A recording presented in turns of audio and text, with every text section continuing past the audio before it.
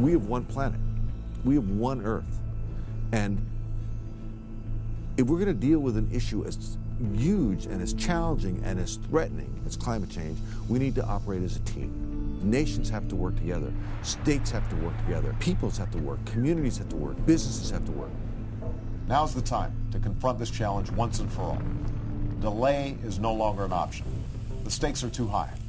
The consequences too serious. We will not succeed in addressing climate change if we do not include within any treaty REDD+, reducing emissions from deforestation and degradation of land, plus protecting standing forests where they still stand.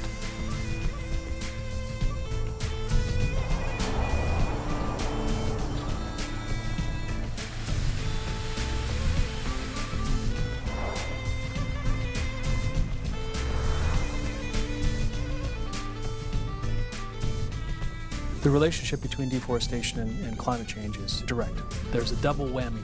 First of all, deforestation contributes greater emissions to the atmosphere, increasing the problem. Secondly, deforestation lessens the planet's ability to absorb that carbon dioxide. The destruction of the rainforest in Indonesia has been linked to the worst droughts in Australia in the last 10,000 years. The destruction of the rainforest in Amazon have been linked to some of the worst droughts which are currently occurring across America. If we lose the forest, we are going to lose the water, we are going to lose the biodiversity, we are going to lose a lot of things that we have only in the natural labs. Forests provide us with many different benefits in the form of ecosystem services.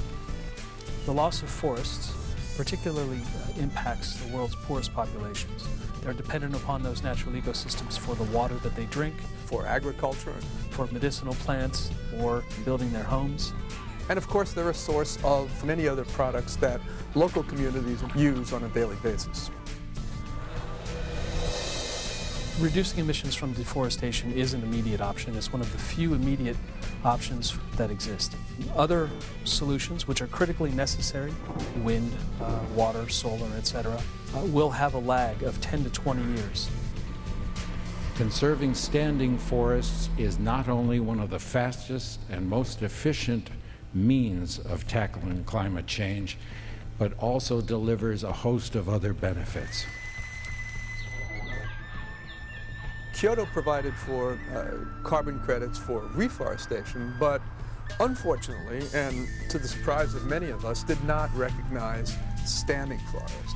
If we can come up with brilliant ideas to try to keep the rainforest standing, and that's going to make the battle much easier to win. I think Conservation International is uniquely positioned to address this issue head-on. I asked a local farmer, why is it cut the forest? They said, to survive.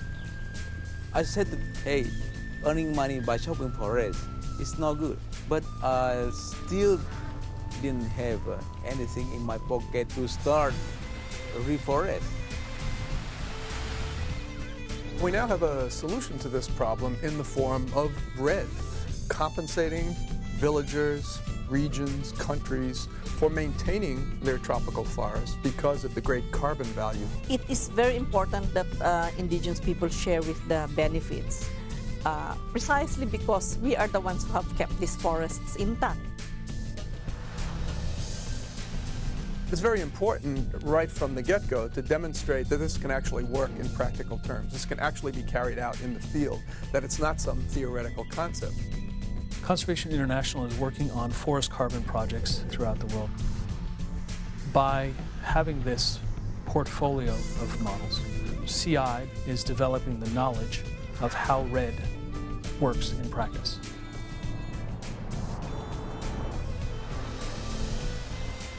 We've seen companies like the Dells and the Starbucks and the Walmarts being really interested in how do they reduce their own emissions. We've had a partnership with Conservation International which goes back over 10 years. We've worked with CI in purchasing carbon credits. Peter Seligman had a vision of how Walmart could influence sustainability issues through its own activities as well as product selection. We have participated very closely with the governor of California in the California Conference on Climate Change. The governors that are signing these MOUs with us manage more than 60% of the world's tropical forests. Another example is Guyana and Norway. A little over a year ago, I joined with Conservation International to call for the inclusion of forests in the global fight against climate change.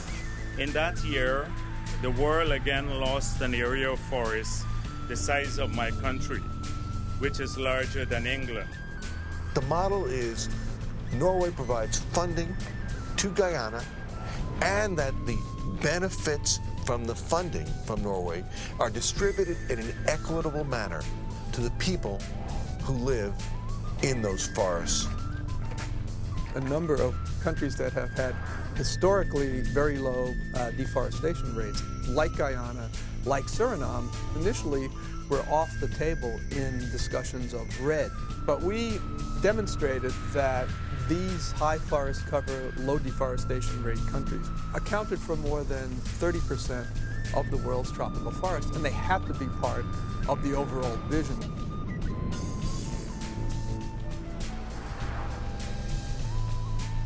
This is a challenge that faces the human family. The only way that we can address these issues is through deep, broad partnerships. And that's what CI is committed to.